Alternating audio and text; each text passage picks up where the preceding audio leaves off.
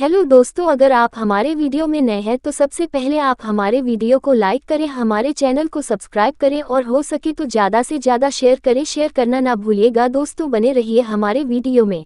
दोस्तों, भगवान कृष्ण ने महाभारत काल में ही कलयुग का विस्तार पूर्वक वर्णन कर दिया था। कलयुग में लोग कैसे होंगे, जीवन कैसे व्यतीत होगा, लोगों का व्यवहार एक दूसरे के प्रति कैसा होगा, ये सब उस काल में ही बताया जा चुका था। यहाँ हम प्रस्तुत करेंगे भगवान कृष्ण द्वारा कलयुग के बारे में बताई गई 5 कड़वी बातें, जो आज 100% सच हो रही है। कलयुग के सत्य। महाभारत काल में 5 पांडवों के मन में कलयुग के बारे में जानने की जिज्ञासा थी। उन्होंने श्री कृष्ण से एक बार पूछा कि कलयुग में मनुष्य कैसा होगा, लोगों के विचार कैसे होंगे और मोक्ष प्राप्ति कैसे होगी।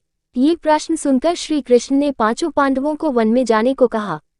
साथ ही ये भी कहा कि तुम जो कुछ भी वहां देखो उसे मेरे पास आकर विस्तार से बताना। श्री कृष्ण का आदेश पाकर 5 भाई वन गए और कुछ समय बाद वापस आए।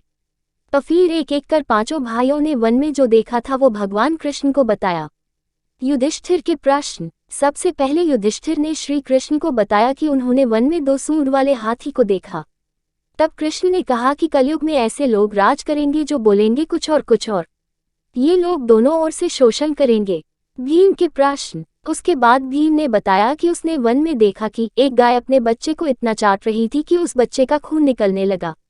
तब श्री कृष्ण ने इसका अर्थ बताया।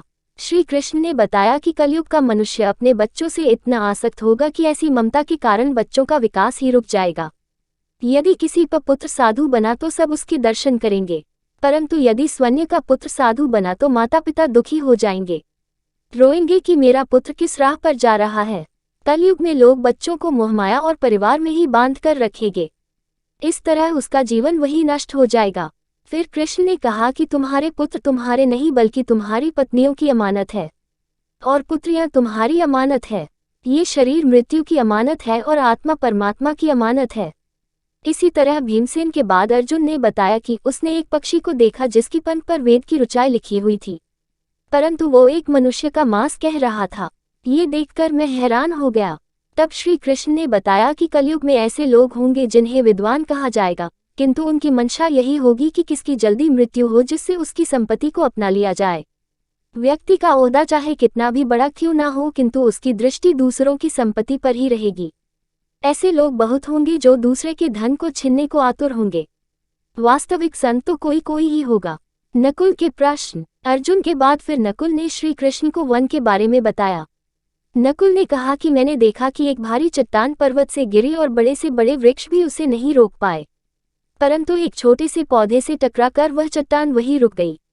तब इसका अर्थ बताते हुए श्री कृष्ण ने कहा कि कलयुग में मनुष्य की बुद्धि क्षीण होगी, उसका जीवन पतन होगा और इस पतन को धन या सत्ता के वृक्ष रोकने में सक्षम नहीं होंगे, किंतु हरिनाम रूपी एक छोटे से पौधे से मनुष्य का जीवन पतित होने से रुक जाएगा। हरि कीर्तन से मनुष्य की बुद्धि प्रबल होगी। सहदेव के प्रश्न। अपने 4 भाइयों की तरह सहदेव ने भी भगवान कृष्ण से वन की बात बताई। सहदेव ने बताया कि उसने वन में अनेकों कुएं देखे, जिनमें से केवल बीच का कुआं खाली था जो कि सबसे गहरा था।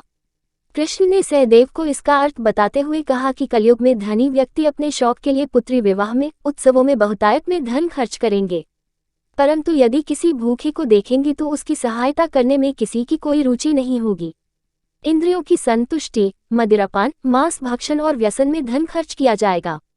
जो लोग ऐसी आदतों से दूर होंगे उन पर कलयुग का नहीं बल्कि परमात्मा का प्रभाव होगा। तो दोस्तों, ये है कलयुग के 5 कड़वे सत्य। आपको हमारी ये वीडियो कैसी लगी नीचे कमेंट कर जरूर बताएं।